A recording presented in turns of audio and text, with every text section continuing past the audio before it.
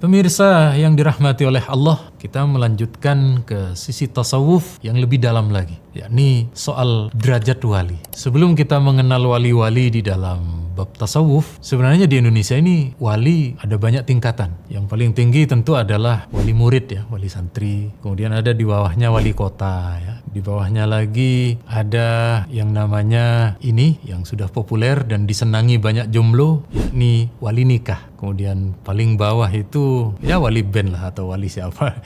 Jadi ini hanya istilah yang kemudian kita kenal di lingkungan kita. Wali-wali itu ada nama itu. Kita baru ke sesi seriusnya di bidang ilmu ini. Wa'tasimu bihablillahi jami'an wa la tafarraqu.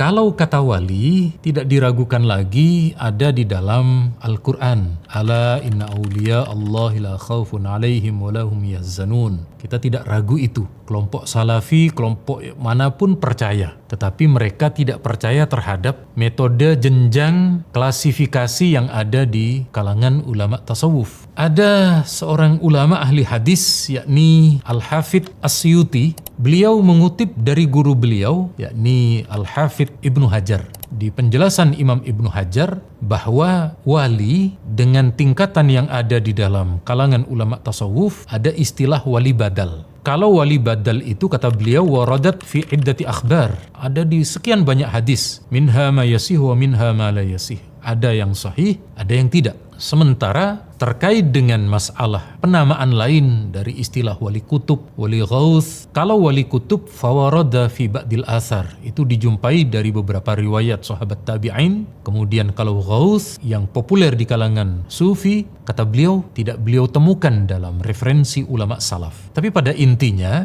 ternyata kalangan muhadditsin, kalangan ulama ahli hadis menerima itu, percaya dengan jenjang kewalian di dalam ilmu tasawuf. Kemudian ada yang disampaikan lagi oleh ahli sejarah, ahli hadis Al-Hafidh Ibnu Asakir. Beliau menulis begini, meriwayatkan dari Abu Sulaiman. Abu Sulaiman ini adalah seorang ulama yang usianya lebih tua 10 tahun dari Imam Asy-Syafi'i. Jadi Abu Sulaiman ini lahir tahun 140 Hijriah. Imam kita lahir tahun 150.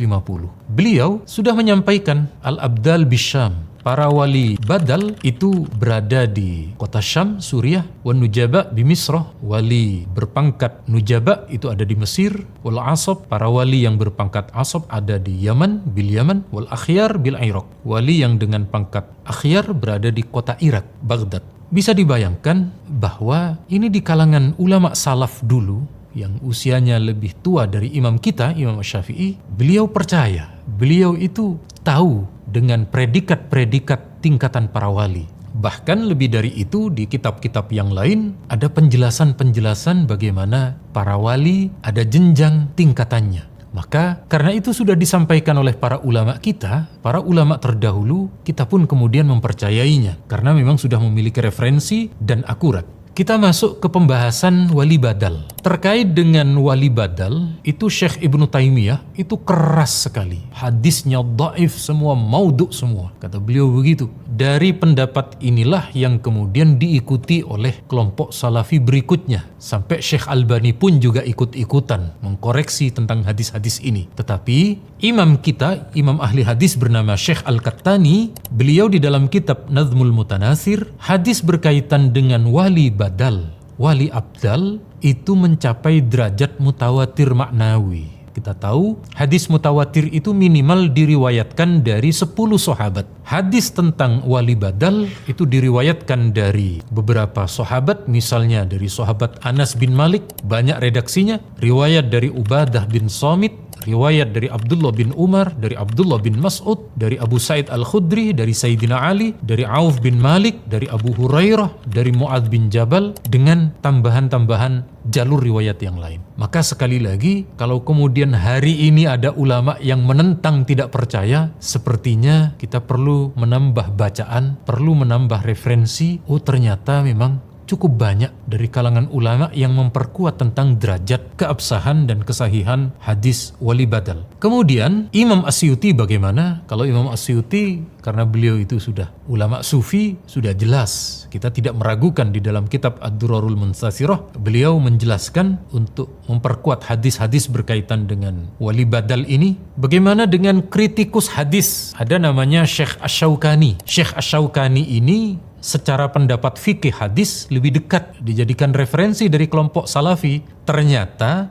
giliran masalah hadis tentang wali badal, beliau menilai hasan, tidak mengatakan dhaif, apalagi mengatakan palsu. Itu ada di dalam kitab Al-Fawaid Al-Majmu'ah. Beliau katakan sanad hadis tentang wali badal melalui jalur Sayyidina Hasan, mohon maaf Sayyidina Ali, wa huwa hasanun, wa sanaduhu hasanun. Sanadnya adalah hasan, bagus. Sanad hasan itu satu derajat di bawah hadis sahih, tetapi di atasnya hadis dhaif, jadi bisa diterima. Bahkan kita menjumpai referensi dari Syekh Albani. Syekh Albani ini kan panutannya kelompok salafi. Ketika ada riwayat dari jalur Haris bin Yazid, ini terdapat dalam riwayat Imam Al-Hakim. Lalu Imam Al-Hakim ketika menyampaikan riwayat yang berbunyi la tasubbu ahlas Syam, jangan kalian caci maki orang-orang penduduk negeri Syam, fa inna fihim al-abdal, karena di negeri Syam itu banyak wali badal, ya, banyak wali badal. Imam Al-Hakim menyatakan riwayat ini sahih. Az-Zahabi, muridnya Syekh Ibnu Taimiyah, sanadnya sahih. Ternyata diikuti oleh Syekh Albani, kata beliau, wa huwa kama qala mauqufan.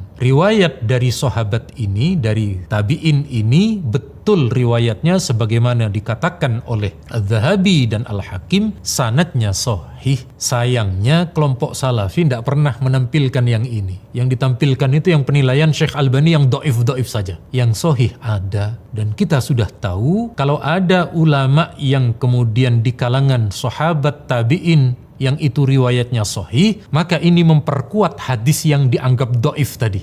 Dikenal dengan istilah syawahid, dalil penguat. Sama seperti kita saat kita baca Yasin di dekat keluarga yang akan wafat. Iqra'u ala mautakum Yasin, bacakan surat Yasin di dekat orang yang wafat. Kita di NU mengamalkan, Habaib mengamalkan, tetapi kelompok salafi tidak mengamalkan, dianggap hadisnya dhaif. Tapi dalam riwayat Imam Ahmad ada seorang sahabat bernama Soleh bin Syureh yang kemudian meminta dibacakan surat Yasin. Ini sahabat. Karena sahabat memintakan dibacakan Yasin, meskipun hadis Yasin ini dianggap dhaif, tapi sudah diamalkan oleh sahabat dan tabi'in menjadi penguat. Sama dengan masalah ini, riwayat dari kalangan tabi'in, dari kalangan sahabat yang sahih, maka memperkuat yang dhaif tadi. Kemudian ada ndak di kalangan ulama ahli hadis istilah wali badal dan lain sebagainya? Ada. Imam Bukhari yang kita kenal ulama yang sangat ketat di dalam pelaksanaan atau kritik hadis, ada seorang perawi bernama Farwah bin Mujalid.